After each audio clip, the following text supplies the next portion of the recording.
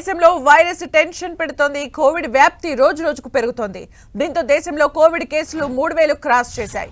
ఇప్పటి వరకు దేశవ్యాప్తంగా కోవిడ్ కేసుల సంఖ్య 3758కి పెరిగింది. వీటిలో అత్యధికంగా కేరళలోనే 1400 కేసులు నమోదయ్యాయి. ఆ తర్వాత మహారాష్ట్రలో 485, ఢిల్లీ 436, గుజరాత్ 320, పశ్చిమ బెంగాల్ 287, కర్ణాటక 238, ఆంధ్రప్రదేశ్లో 23, తెలంగాణలో 3 చొప్పున కేసులు నమోదయ్యాయి.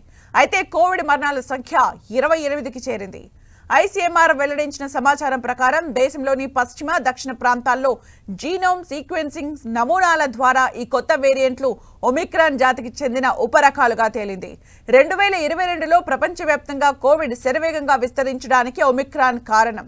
అయితే LF.1, XFG, JN.1, NB.1.8.1 వంటి వేరియంట్లను మన దేశంలో గుర్తించగా వీటిలో మొదటి 3 వేరియంట్లే ప్రబలంగా ఉన్నట్లు ఐసీఎంఆర్ చీఫ్ రాజీవ్ బహల్ ఇటీవల తెలిపారు. మరోవైపు కోవిడ్ మళ్లీ వ్యాప్తి చెందుతుండటంపై ప్రపంచ ఆరోగ్య సంస్థ WHO ఆందోళన వ్యక్తం చేసింది.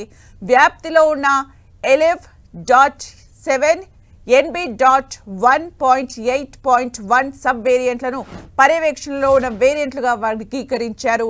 పలు దేశాల్లో విస్తృతంగా వ్యాప్తి చెందుతున్న NB.1.8.1 వేరియంట్తో ఇన్ఫెక్షన్ల వ్యాప్తి, హాస్పిటల్స్లో చేరికలు ఒకేసారి పెరుగుతున్న ప్రస్తుతం అందుబాటులో ఉన్న డేటా ప్రకారం ఇతర వేరియంట్స్తో పోలిస్తే ఇది తీవ్రమైన అనారోగ్యానికి దారితీస్తుందన్న సూచనలు ఏమీ లేవని తెలిపింది. ఇప్పటికే ఆమోదం పొందిన కోవిడ్ వ్యాక్సిన్లు ఈ వేరియంట్ లక్షణాలు, ప్రభావాన్ని కట్టడి చేయడంలో సమర్థంగా పనిచేస్తాయని భావిస్తున్నట్లు తెలిపింది.